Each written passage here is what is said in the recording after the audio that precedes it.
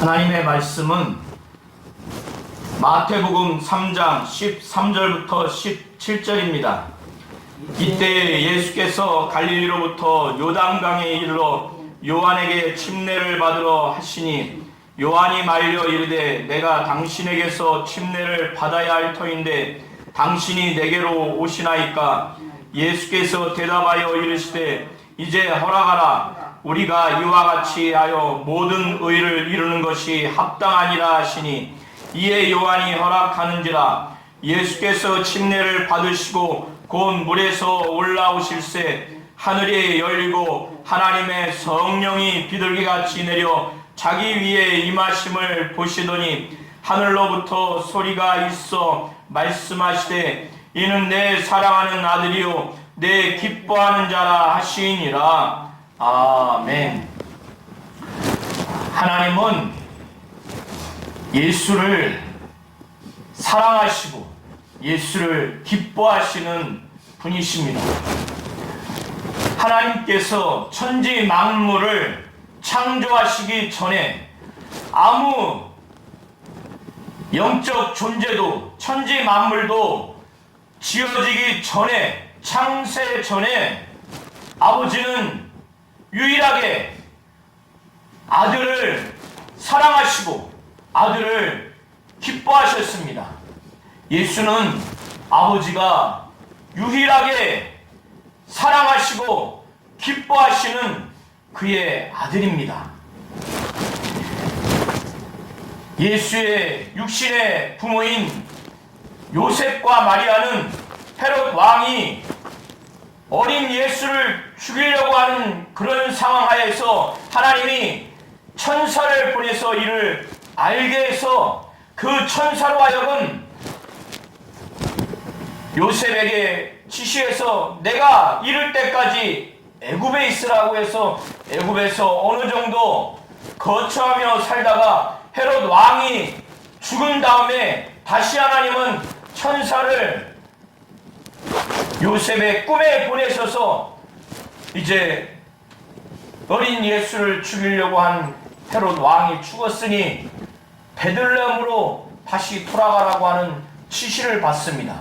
그래서 요셉과 마리아는 어린 예수를 데리고 베들레헴으로 가려고 하는 그 여정 가운데 헤롯 왕의 아들 중에 한 아들인 헤롯 아켈라오라고 하는 자가 유대를 다스리는 자로 등극한 것을 듣게 됩니다. 헤롯 왕과 같이 헤롯 아켈라오도 무자비한 자입니다. 아주 학살을 서슴지 않는 그런 심성을 가진 자입니다. 그래서 요셉은 그것이 두려워해서 베들레헴으로 가기를 두려워하는 그런 상황이 있었고, 그때 하나님은 그런 요셉을 향해서 갈릴리 나사렛에 가도록 그렇게 합니다. 그래서 갈릴리 나사렛에서 약 30년 동안 거기서 거주하면서 살아갔습니다. 이제 예수는 33세가 되셔서 이제 본격적으로 하나님이고 하나님의 아들인 예수께서 이제 메시아요 그리스도로서 사역을 하기 위한 그런 때가 온 겁니다.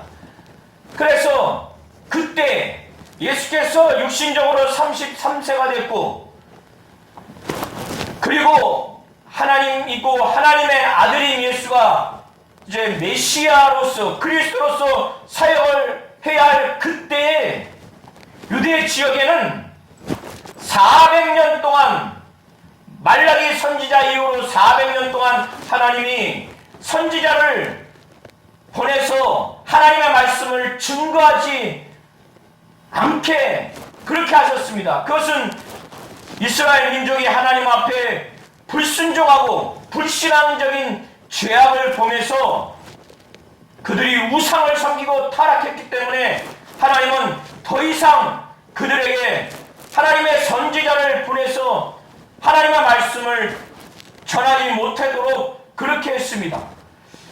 우리가 주의 종들을 통해서 하나님의 말씀을 듣고 순종하는 것이 얼마나 복인가를 우리 성도님들은 알게 될 것입니다. 그런데 이스라엘 민족들이 일주일도 아니고 1년도 아니고 400년 동안 선지자를 하나님이 보내주지 않으셔서 하나님의 말씀을 듣고 위로를 받고 은혜를 받고 회개하고 돌이키는 그런 신앙생활, 그런 하나님의 복과 은혜를 받지 못하는 그것이 얼마나 괴롭겠습니까? 이처럼 저주가 없습니다. 그런데 말라기 선지자 이후로 400년 만에 침례 요한이라고 하는 마지막 선지자, 이 마지막 선지자가 등장하게 됐습니다.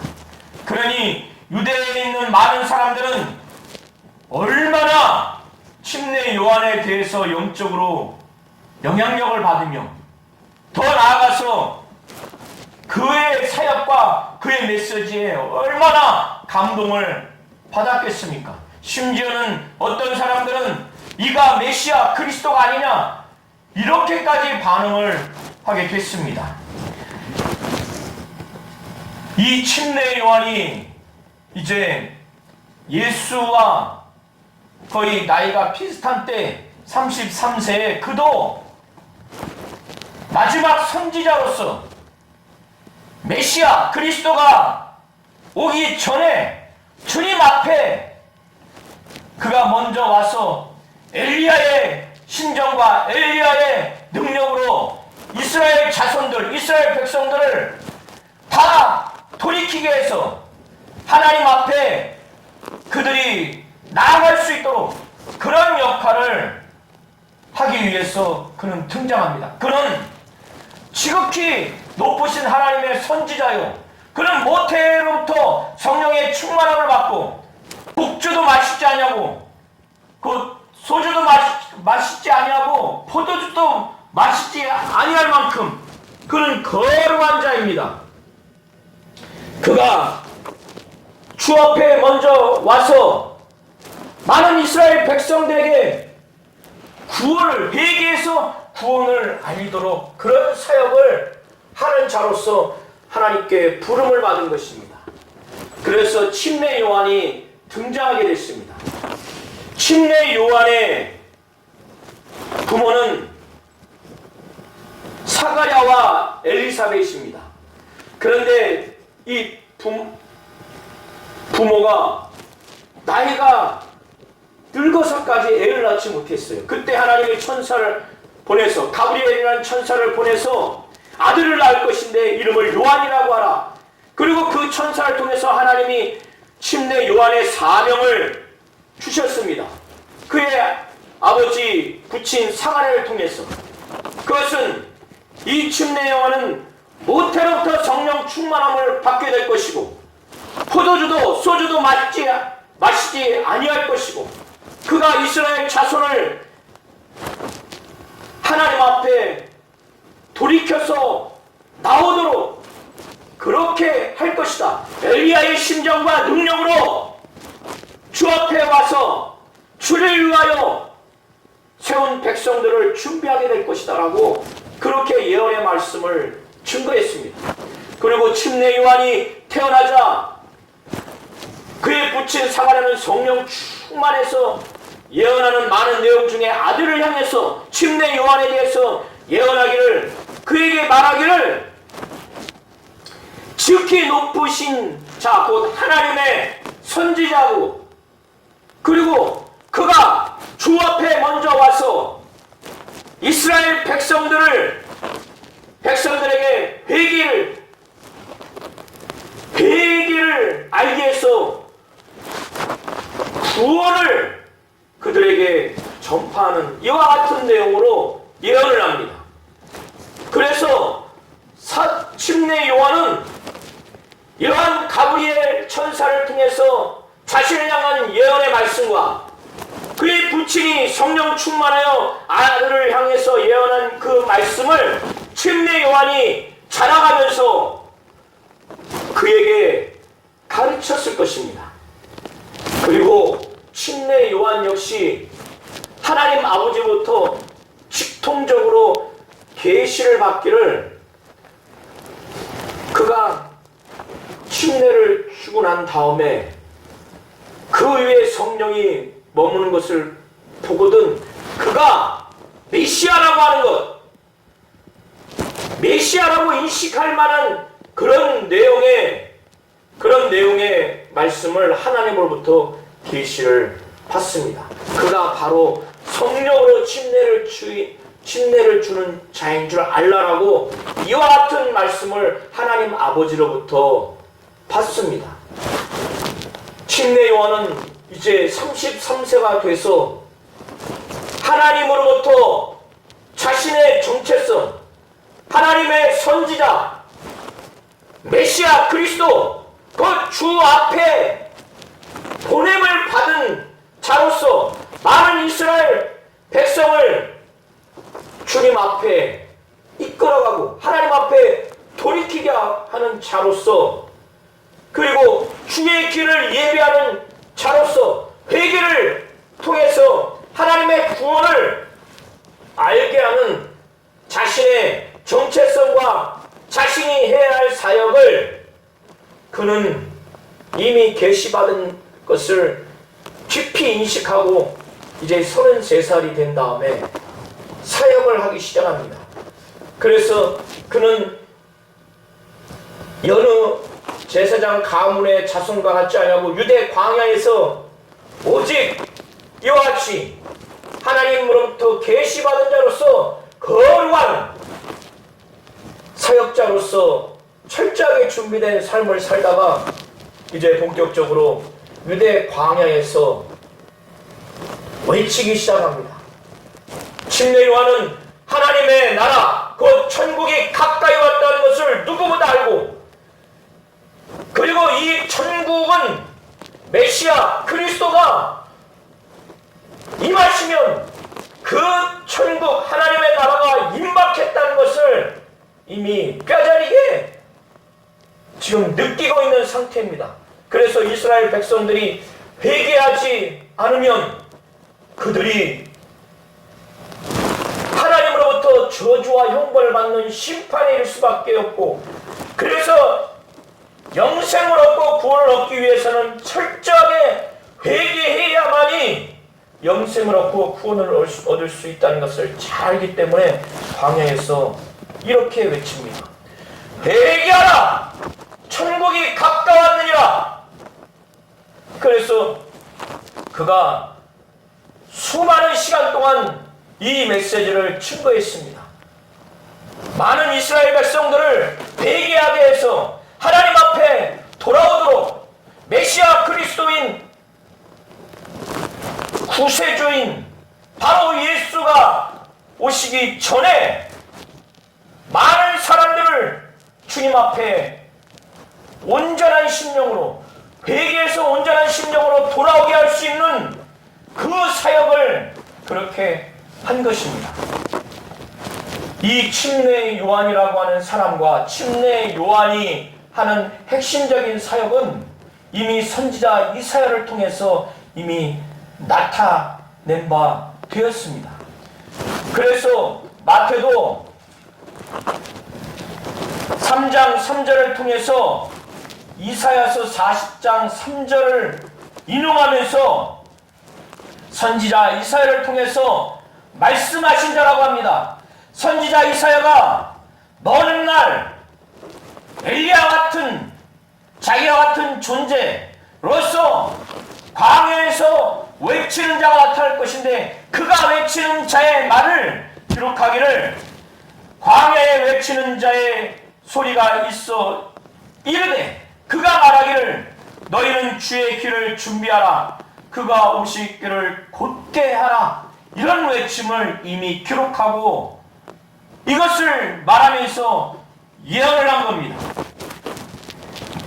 이 침례 요한은 이미 말라기서 3장 1절과 4장 5절을 통해서 이미 말라기 선지자가 말세에 여호와의 크고 두려운 날에 선지자 엘리야가 나타나게 될 것이라고 이미 예언을 한 겁니다.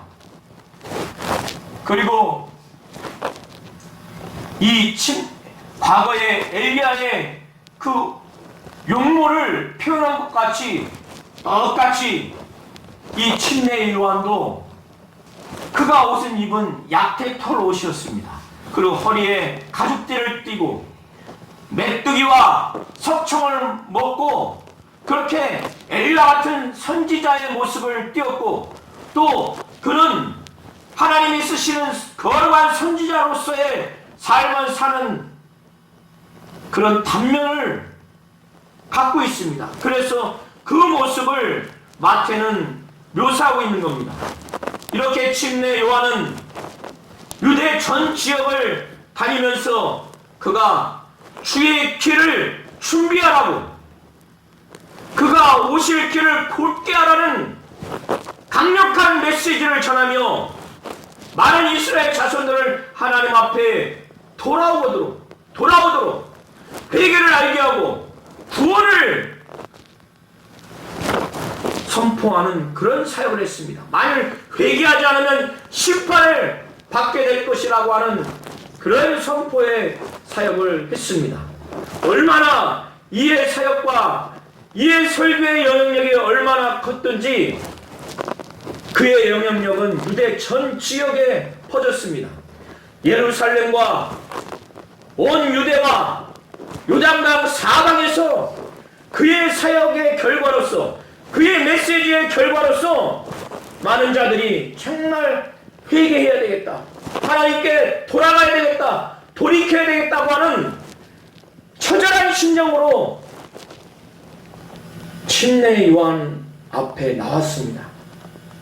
그들이 이제 형식적인 제사 제도를 버리고 그들이 아브라함의 자손이라고 하는 그런 선민의식 가운데, 그래서 아브라함의 자손이라고만 하면은 얼마든지 구원받을 수 있다고 하는, 아브라함의 자손이면 구원받기에 충분한 조건이라고 늘 그렇게 생각했던 것들을 침례 요한의 사역과 그의 메시지를 듣고 완전히 돌이켜서 정말 진정으로 하나님께 돌아가야 되겠다, 돌이켜야 되겠다, 우리에게는 죄가 있구나, 나에게는 죄가 있구나. 그래서 침례 요한 앞에 나와서 그들의 모든 죄를 낱낱이 자백하면서 회개의 표시로서 요한이 주는 물침례를 받게 됩니다.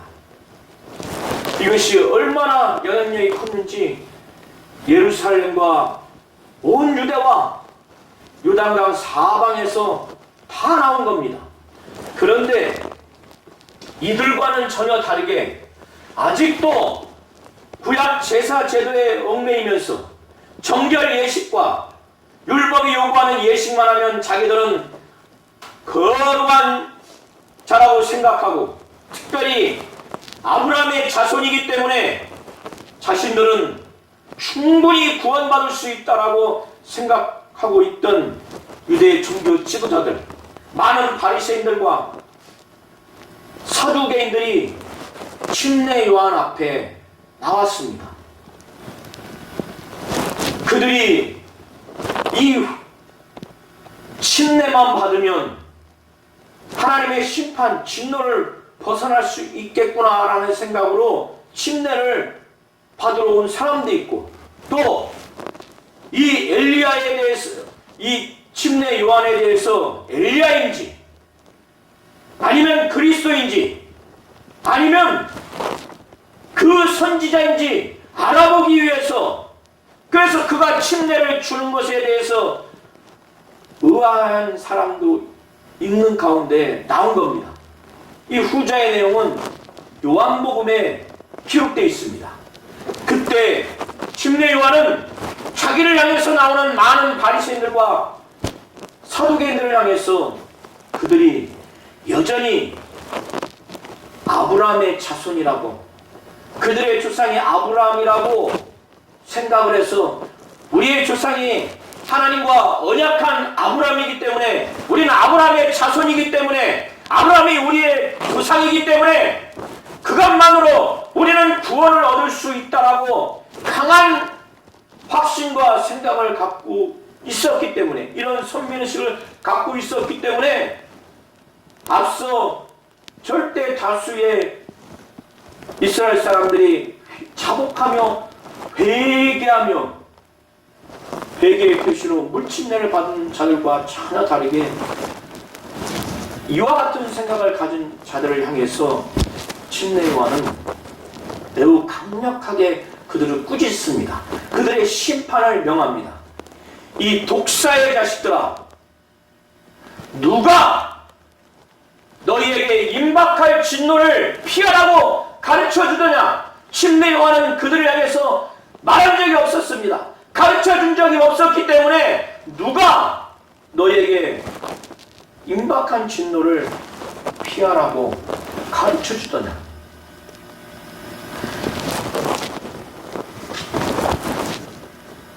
그러면서 침례 요한은 그들을 향해서 그들이 진정으로 자신들의 죄가 무엇인지 알지 못하고 그 죄를 알지 못하기 때문에 진정으로 회개하지 못하고, 그렇기 때문에 회개에 합당한 삶을 살지 못하기 때문에 그들을 향해서 그러므로 회개에 합당한 열매를 맺고, 곧 회개라고 하는 것은 양심의 가책을 느껴서 감정적으로 돌이키고 그것을 입으로 고백하는 수준이 아니라, 침례 요한이 이 많은 바리새인들과 사두개인들을 향해서 회개에 합당한 열매를 맺으라고 하는 것은 마음과 생각과 말과 행동으로 죄책감을 느껴서 완전히 말과 행동도 마음과 생각도 돌이킬 뿐더러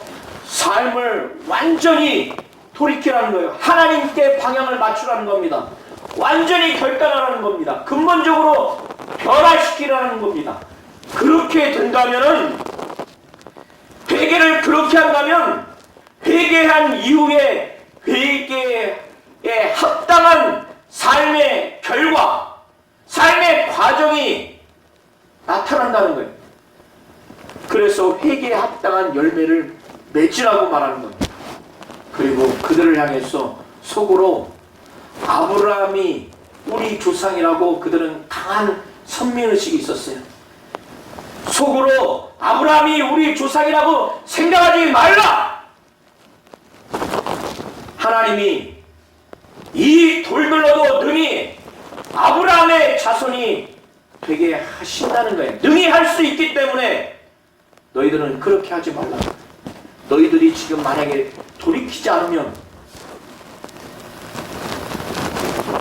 곧 하나님의 매우 무섭고 두렵고 매우 급한, 매우 강력한 너희들을 향한 심판이 있을 것이라는 것을 비유를 통해서 침례 요한이 증거합니다. 그 내용이 이미 도끼가 나무 뿌리에 놓여 있으니 좋은 열매를 맺지 아니하는 나무보다 찍혀 불에 던지리라. 도끼가 그 나무 뿌리에 놓여 있다는 겁니다. 이것은 가지치기라는 것이 아니라 뿌리를 자른다는 거예요. 뿌리를 자르면 그 나무가 죽습니다. 이미 도끼가 뿌리에 놓였다는 거예요. 이제 막 뿌리만 치면 나무는 쓰러져서 죽게 됩니다. 바리새인들과 사두개인들이 지금 그와 같이 하나님의 심판이 곧 임했기 때문에 너희들의 영적 세계와 너희들의 영적인 실상이 이와 같으니 바로 회개하고 회개에 합당한 열매를 맺고 하나님께 돌아가서 온전한 신앙생활을 하라는 겁니다. 그러면서 자신이 지금 하는 이 침례의 의미를 가르쳐줍니다. 나는 너희로 회개하게 하기 위하여 물로 침례를 주거니와 내 뒤에 오시는 이 바로 메시아요 그리스도인 예수, 그는 나보다 능력이 많다는 거예요. 능력이 많으니 나는 그의 신을 들기도 감당하지 못한다는 거예요. 이 당시에 주인의 신을 풀거나 드는 것은 종이 하는 겁니다. 노예가 하는 건데, 침례 요한은 그것조차도 감당할 수 없을 만큼 내 뒤에 오시는 이가 그리스도요 메시아인 예수가 어마어마하게 자기와 비교할 수 없을 만큼 능력이 크다는 겁니다. 능력이 크다는 거예요. 그런데 침례 요한은 어떤 존재였냐? 모태로부터 성령 충만을 먹고 포도주와 소주도 마시지 아니하고, 그는 여인이 낳은 자 중에 가장 큰 자라고 예수께서 인정하시는 자입니다. 마지막 선지자로서 이보다 큰 자가 없다는 거예요. 예수께서 인정하시는 만큼 여인이 낳은 자 중에 가장 큰 자지만, 침례 요한은 자신의 존재의 가치를 명확하게 압니다. 자신의 사역의 한계를 알아요. 예수와 비교해서 자신이 어떠한 정체성인지, 자신의 사역의 한계가 어떠한 것인지 압니다. 그래서 예수와 비교해서 자기는 정말 초라한 자요, 그의 신을 드는 것조차도 감당할 수 없을 만큼 노예조차도 될 수 없는 존재라고 여기는 겁니다. 그리고 자신이 하는 이 물침례는 회개케 하기 위해서 하나님 앞에 이스라엘 백성들을 돌아가도록 하는 역할이고, 회개에서 구원받으라고 하는 자로서의 외침일 뿐이라는 거예요. 그는 그러한 사역을 한 자입니다. 그는 회개를 알게 하고 심판을 알게 하고 구원을 알게 하지만, 진정으로 회개하여서 예수를 믿고 구원을 받게 하는 사역은 할 수 없는 자입니다. 그래서 그가 바로 메시아 그리스도, 예수가 이제 곧 어떤 사역을 너희에게 하게 될지, 너희가 회개하여 회개에 합당한 열매를 맺지 않으면 어떻게 하게 될지, 그가 어떠한 사역을 중국에는 하게 될지에 대해서 은유적으로 표현을 합니다. 예수는 구원과 심판을 하시는 분이세요. 심판이 목적이 아니지만, 구원이 목적이지만, 예수를 믿고 의를 얻어서 구원받지 못하게 되면 결국에는 심판을 할 수밖에 없는 분이라는 겁니다. 그는 구원과 심판을 역사하시는 분이라는 것을 12절을 통해서 표현을 하고 있는데, 침례 요한은 말하기를 은유적으로 표현합니다. 손에 키를 들고 자기의 타작 마당을 정하게 하신다는 거예요.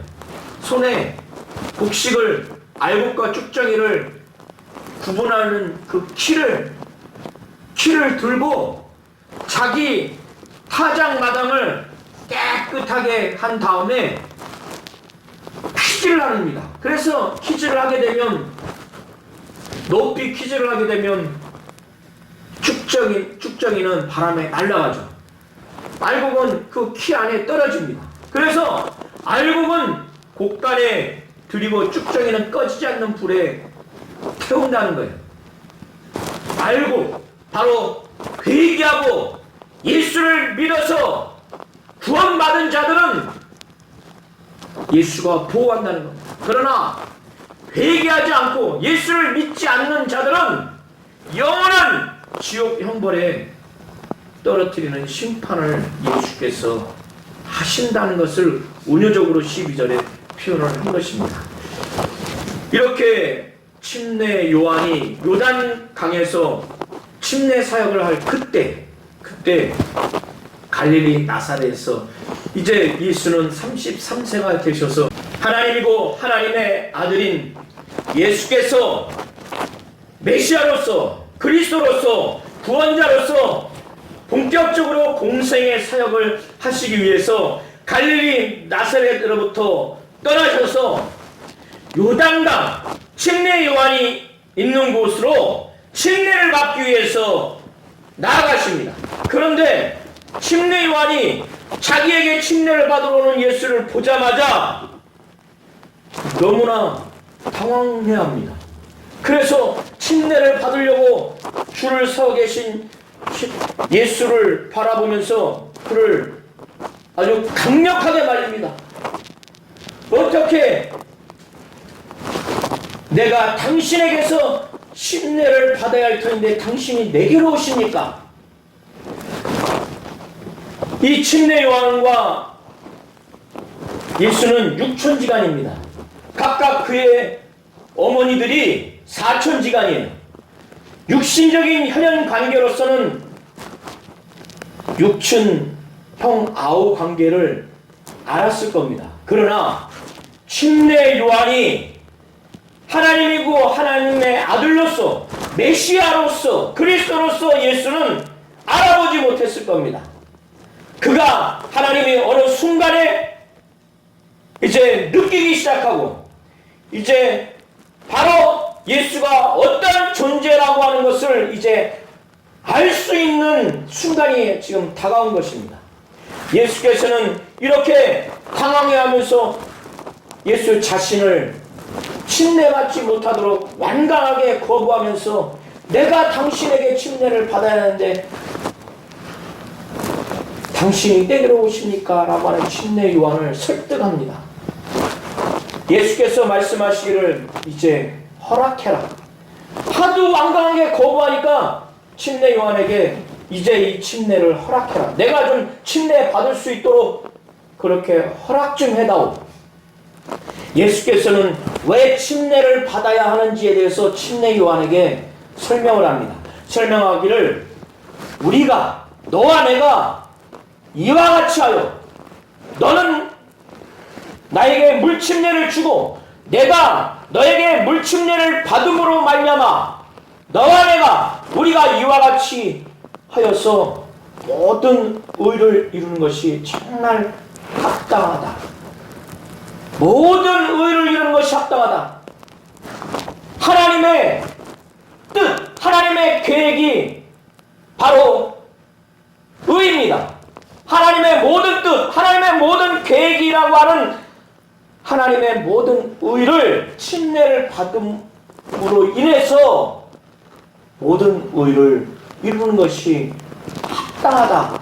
이 얘기를 듣고 나서 침례 요한이 예수님이 침례를 받음으로 인해서 하나님의 모든 의, 하나님이 작정하신 뜻과 계획을 침례를 받은 때로부터 이루어야겠다고 하는 그분의 의지, 그분의 결연한 그 자세를 보고 나서 그도 순종합니다. 그래서 이것을 허락하게 됩니다. 예수께서 침례 요한에게 요단강에서 침례를 받고 올라오신 후에 하늘에서 정확하게 하나님 아버지가 예수의 존재가 어떠한 신분을 가진 자인지 그의 정체성에 대해서 아주 놀라운 사건을 통해서 분명히 계시합니다. 예수가 하나님의 아들로서 그가 메시아요, 그가 그리스도로서 분명한 하나님의 사랑을 받고 하나님의 기뻐하는 자라고 하는 것을 분명하게 놀라운 초자연적인 사건을 통해서 나타냅니다. 예수께서 침례를 받고 올라오신 후에 하늘이 쫙 갈라집니다. 하나님이 그렇게 갈라지게 한 것이죠. 그러고 난 후에 예수는 비둘기 같은 형체를 가진 성령이 자기에게 임하는 것을 보게 됩니다. 성령이 비둘기처럼 생겼다는 것이 아니라 성령이 임하시는데 비둘기 형체와 같이 임하는 것을 보게 된 겁니다. 그리고 난 후에 하늘에서 소리가 들립니다. 하나님 아버지의 예수를 향한 그 고백이자 또 많은 사람들이 이것을 듣고 진정으로 고백하며 예수를 향해서 진정으로 이와 같이 되었으면 하는 바람으로 하나님 아버지의 음성이 들립니다. 그 음성이 바로 이는 내 사랑하는 아들이요 내 기뻐하는 자라 라고 하는 하나님 아버지의 음성이 들립니다. 하나님 아버지는 아들을 향해서 이는 내 사랑하는 아들이요 내 기뻐하는 자라고 하는 이 말씀이 시편 2편 7절의 말씀과 또 이사야서의 말씀을 근거로 해서 융합해서 한 이거를 배경으로 한 표현으로 보여집니다. 하나님은 예수를 정말 사랑하는 자기의 아들이요 자기가 기뻐하는 자라고 하늘로부터 들려주셨습니다. 침례 요한과 예수께 들려주셨는데 이것은 많은 사람들에게 들려주시려고 하는 그런 메시지일 겁니다. 하나님은 만물이 창조되기 전에 하늘의 영적 존재인 천사들이 지음받기 전에 삼위 하나님이 계시는 창세 전에 아버지는 아들을 유일하게 사랑하셨고 아버지는 아들을 유일하게 기뻐하셨습니다. 하나님은 예수를 향해서 이는 내 사랑하는 아들이요 내 기뻐하는 자라고 그렇게 고백을 하셨습니다. 예수를 향해서 아버지가 얼마나 사랑하는지 그 사랑을 우리가 묵상하면서 우리도 그와 같이 되어야 되겠다 이렇게 하셔야 됩니다. 아버지가 아들을 향해서 아들을 향한 그 기쁨이 얼마나 큰 기쁨인지 얼마나 넓고 깊고 긴 기쁨인지 이것을 우리 성도님들이 묵상하고 아버지와 같이 아들을 향해서 그렇게 해야 되겠다 이런 다짐을 하시기를 바랍니다. 하나님은 아들을 향해서 이는 내 사랑하는 아들이요 내 기뻐하는 자라 하시는 분이십니다. 이렇게 고백하신 것처럼 우리 모든 성도님들도 예수가 하나님의 아들이요 또 아버지가 아들을 사랑한 것처럼 나도 사랑하리라 또 아버지가 아들을 기뻐하는 것처럼 나도 기뻐하리라 그런 믿음 그런 신앙을 가지시기를 바랍니다. 이것이 하나님이 우리 성도님들에게 요구하시는 것입니다.